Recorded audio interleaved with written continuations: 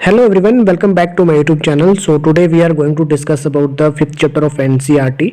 ठीक है, जिसमें कि हम ज्योग्राफी सीरीज जो है वो कंटिन्यू कर रहे हैं। इससे पहले हमने फोर्थ चैप्टर जो है वो कंप्लीट कर दिया है और आज हम स्टार्ट करने जा रहे हैं फिफ्थ चैप्टर, जो कि काफ़ी ज़्यादा इंपॉर्टेंट है। अगर आप ये चैप्टर अच्छे से समझ जाते हैं तो काफ़ी सारी चीज़ें जो है इसमें आपको जो है वो कॉन्सेप्ट क्लियर हो जाएगा। ठीक है, तो आज हम स्टार्ट करने जा रहे हैं पृथ्वी के प्रमुख परिमंडल के बारे में कि ठीक है, जो पृथ्वी में कितने तरह के परिमंडल जो है जिसमें हम जो है वो रहते हैं। ठीक है, उन सभी के बारे में डिस्कस करेंगे और काफ़ी ज़्यादा इंपॉर्टेंट ये टॉपिक आपके लिए होने वाला है, ये चैप्टर होने वाला है। तो प्लीज़ आप ये वीडियो देखने के साथ साथ नोट्स भी प्रिपेयर कर सकते हैं। ठीक है, तो चलिए स्टार्ट करते हैं। जैसा कि आप पहले अध्याय में पढ़ चुके हैं कि पृथ्वी एकमात्र ऐसा ग्रह है जहां जीवन संभव है। मानव यहां जीवित रह सकता है क्योंकि जीवन के लिए आवश्यक तत्व भूमि, जल तथा हवा पृथ्वी पर मौजूद है। राइट, तो ये जो है जो पृथ्वी है वहाँ पे जो है भूमि में क्या है, भूमि है, जल है, हवा है। ठीक है, तभी जो है मानव क्या है, जिंदा रह सकता है। ठीक है, पृथ्वी की सतह ऐसी है जिसमें पर्यावरण के तीन प्रमुख जो घटक है वो आपस में मिलते हैं तथा एक दूसरे को क्या करते हैं, प्रभावित करते हैं। राइट, तो पृथ्वी का ठोस भाग जिस पर हम जो वो रहते हैं उसे क्या कहते हैं, भूमंडल कहा जाता है। तो गैस की जो परतें हैं जो पृथ्वी के को चारों ओर से घेरती है उसे क्या कहा जाता है, वायुमंडल कहा जाता है। काफ़ी ज़्यादा इंपॉर्टेंट ये जो है वो कॉन्सेप्ट है यहाँ पे। जहां ऑक्सीजन, नाइट्रोजन, कार्बन डाइऑक्साइड तथा दूसरी गैसें पाई जाती है, पृथ्वी के बहुत बड़े भाग पर जो है वो जल पाया जाता है जिसे जलमंडल कहा जाता है। अगेन काफ़ी ज़्यादा इंपॉर्टेंट। जलमंडल में जल की सभी अवस्थाएं हैं जैसे बर्फ, जल एवं जलवाष्प जो है वो सम्मिलित है। राइट, तो नेक्स्ट चलते हैं। तो जीव मंडल एक सीमित क्षेत्र है जहां स्थल, जल अथवा हवा जो है वो एक साथ मिलते हैं, जहां सभी प्रकार के जीवन क्या है, पाए जाते हैं। राइट, तो नेक्स्ट हमारे पास यहाँ पे देख सकते हैं शब्दों की उत्पत्ति किस तरह से हुई है वो हम देख लेते हैं। तो शब्दों की जो उत्पत्ति है वो ग्रीक भाषा में लिथास का अर्थ है पत्थर। लिथास का क्या अर्थ है, पत्थर। एटमास का अर्थ है वाष्प और ह्यूडर का अर्थ है जल। इसके अलावा जो बायोस है उसका बायोस का अर्थ है जीवन।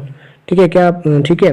तो नेक्स्ट हम यहाँ पे भूमंडल के बारे में पढ़ लेते हैं। पृथ्वी के ठोस भाग को क्या कहा जाता है, भूमंडल कहा जाता है। तो ये काफ़ी ज़्यादा इंपॉर्टेंट है। यह भूप्रपट्टी की चट्टानों तथा मिट्टी की पतली परतों का बना होता है जिसमें जीवों के लिए पोषक तत्व पाए जाते हैं। तो जो भूप्रपट्टी होती है वो पृथ्वी की सबसे ऊपर वाली जो सतह होती है उसे भूप्रपट्टी कहा जाता है। ठीक है, तो ये क्या है, एक ठोस भाग होता है भूमंडल पृथ्वी का। ठीक है, उसको जिसमें जो है वो काफ़ी सारे पोषक तत्व पाए जाते हैं। ठीक है, जिसमें जो है आपके फसलें ग्रो करती है और भी काफ़ी सारी चीज़ें। ठीक है, पृथ्वी की सतह को दो मुख्य भागों में बांटा जा सकता है। बड़े स्थलीय भूभागों को महाद्वीपों के नाम से जाना जाते हैं। तो जो पृथ्वी की सतह है उनको जो है दो भागों में डिवाइड किया जाता है। ठीक है, तो जो बड़े स्थलीय भूभाग होते हैं, जो बड़े एरियाज होते हैं, उनको क्या कहा जाता है, उनको कहा जाता है महाद्वीप। ठीक है, तो इसके अलावा जो बड़े जलाशय होते हैं तो उन्हें क्या कहा जाता है, महासागरीय बेसिन के नाम से जाना जाता है। तो विश्व के सभी महासागर आपस में एक दूसरे से क्या है, जुड़े हुए हैं। चित्र 5.1 में विश्व के मानचित्र को देखिए तो यह सभी स्थलीय भूभाग एक दूसरे से आपस में जुड़े हुए हैं। ठीक है, तो समुद्री जल का तल भी जगह समान होता है। स्थल की ऊंचाई को समुद्र तल से मापा जाता है। ठीक है, जो स्थल की ऊंचाई होती है उसको किससे मापा जाता है, समुद्र तल से मापा जाता है, जिसे शून्य माना जाता है। ठीक है, नेक्स्ट है हमारे पास, यहाँ पे आप देख सकते हो कि यहाँ पे जो है, तो नेक्स्ट है हमारे पास, आप देख सकते हो यहाँ पे ये है जो महाद्वीप है हमारे। तो कितने महाद्वीप है, 7 महाद्वीप है टोटल, जिसमें कि ऑस्ट्रेलिया है और इसके अलावा एशिया है, ऑस्ट्रेलिया है। ठीक है, अफ्रीका है, यूरोप है।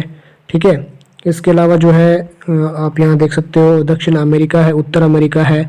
ठीक है, दक्षिण महासागर है। ओके, अंटार्कटिका है, आर्कटिक है और इस तरह से प्रशांत महासागर है। तो ये जो महासागर होते हैं उनको महासागरीय बेसिन के नाम से जाना जाता है। तो ये क्या है, बड़े जलाशय कहलाते हैं। ठीक है, और जो बड़े जो भूभाग होते हैं, स्थलीय भूभाग होते हैं, उन्हें क्या कहा जाता है, महाद्वीप कहा जाता है। तो देख सकते हैं जो स्थलीय भूभाग है, हमारे पास ये है। ठीक है, ये सारे स्थलीय भूभाग है। ठीक है, और ये जो बड़े जलाशय हैं इन्हें जो है वो अटलांटिक महासागर या फिर हिंद महासागर, प्रशांत महासागर इन्हें कहा जाता है, राइट। विश्व का सबसे ऊंचा जो है सबसे ऊंचा शिखर कौन सा है? विश्व का सबसे ऊंचा शिखर है माउंट एवरेस्ट, जो समुद्र तल से 8,848 मीटर ऊंचा है। विश्व का सबसे गहरा भाग जो है वो कौन सा है? प्रशांत महासागर, ठीक है, जिसे कहा जाता है मेरियाना गर्त, जिसकी गहराई है 11,022 मीटर। तो काफ़ी ज़्यादा important examination point of view से आप ये नोट कर सकते हैं। तो विश्व का जो सबसे ऊंचा जो शिखर है वो है माउंट एवरेस्ट। माउंट एवरेस्ट ये है आपका नेपाल में, काठमांडू में, ठीक है, जिसको कि नेपाल में क्या कहा जाता है? सागर माथा। क्या कहा जाता है? सागर माथा। तो इसकी जो समुद्र तल से ऊंचाई है यह है 8,848 मीटर। और विश्व का सबसे गहरा भाग जिसको मेरियाना गर्त कहा जाता है वो कौन सा है? प्रशांत महासागर, जिसकी गहराई कितनी है? 11,022 मीटर। ओके, इसके अलावा महाद्वीप जो है, महाद्वीप के बारे में पढ़ लेते हैं। पृथ्वी पर 7 प्रमुख महाद्वीप है। ये विस्तृत जलराशि के द्वारा एक दूसरे से अलग है। ये महाद्वीप है एशिया, यूरोप, अफ्रीका, उत्तर अमेरिका, दक्षिण अमेरिका, ऑस्ट्रेलिया तथा अंटार्कटिका। तो ये जो है 7 प्रमुख जो है महाद्वीप है विश्व के, ठीक है, जो कि काफ़ी ज़्यादा इम्पोर्टेंट है। और इसके अलावा विश्व के मानचित्र को, अच्छा ठीक है, ये दूसरा है। एशिया विश्व का सबसे बड़ा महाद्वीप है। तो ये आप जो है वो मैप में भी देख सकते हैं। जो एशिया महाद्वीप है वो क्या है? विश्व का सबसे बड़ा महाद्वीप है। और सबसे छोटा कौन सा है? ऑस्ट्रेलिया। ओके, जिसकी क्षेत्रफल यह पृथ्वी के कुल क्षेत्रफल के 1/3 भाग में फैला हुआ है। तो ठीक है, यह महाद्वीप पूर्वी गोलार्ध में स्थित है। तो पूर्वी गोलार्ध में स्थित है, ठीक है। इसके अलावा जो है कर्क रेखा इस महाद्वीप से होकर गुजरती है। सबसे नंबर 1 पॉइंट है, विश्व का सबसे बड़ा महाद्वीप है।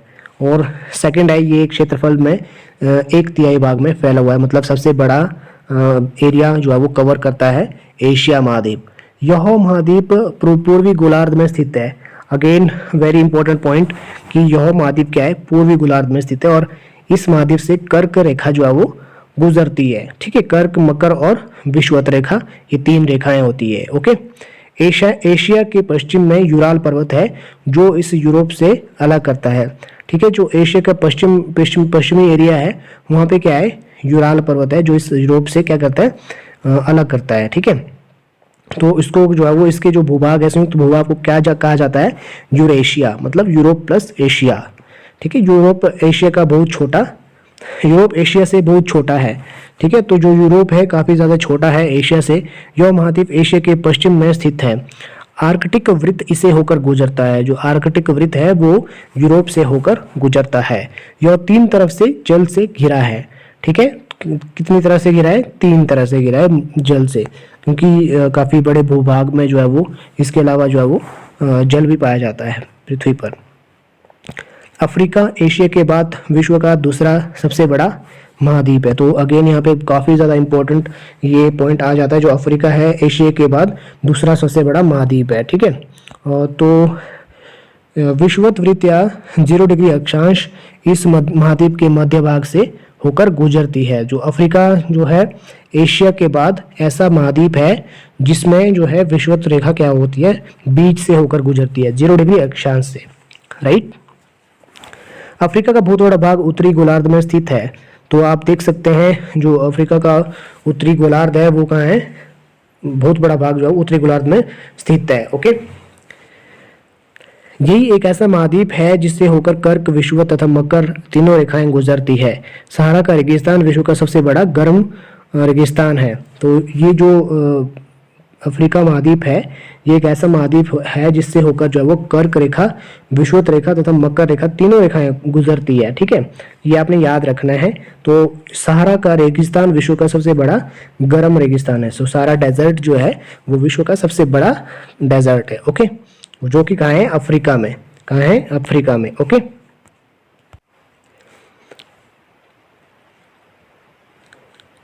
नेक्स्ट है हमारे पास यह महाद्वीप चारों ओर से जो है वो क्या है? तो समुद्रों और महासागरों से जो है वो घिरा हुआ है।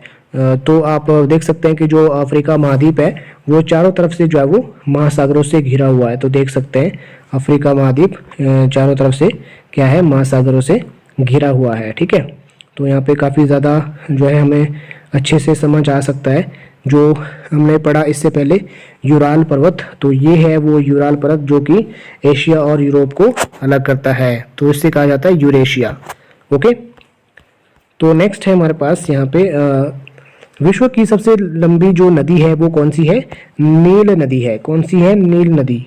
अगेन बहुत ही ज़्यादा इंपॉर्टेंट पॉइंट यहाँ पे जो है वो देखने को मिल रहा है। विश्व की जो सबसे लंबी नदी है कौन सी है? नील नदी है, जो कि अफ्रीका से होकर गुजरती है।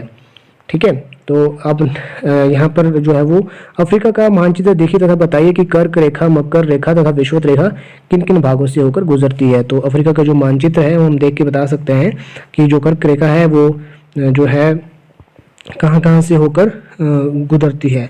तो कर्क रेखा होकर गुजरती है सहारा मरुस्थल से, ठीक है, और विषुवत रेखा होकर गुजरती है अमेज़न नदी से, आप देख सकते हैं। और इसके अलावा मकर रेखा गुजरती है कहाँ पे? इंडीज पर्वत से होके। ठीक है, तो ये था हमारा आज का जो है फर्स्ट पार्ट इस चैप्टर का। तो मिलता हूँ नेक्स्ट वीडियो में जो कि रहेगा सेकंड पार्ट। तब तक के लिए आप जो है वो बहुत सारा ख्याल रखिए अपना। धन्यवाद।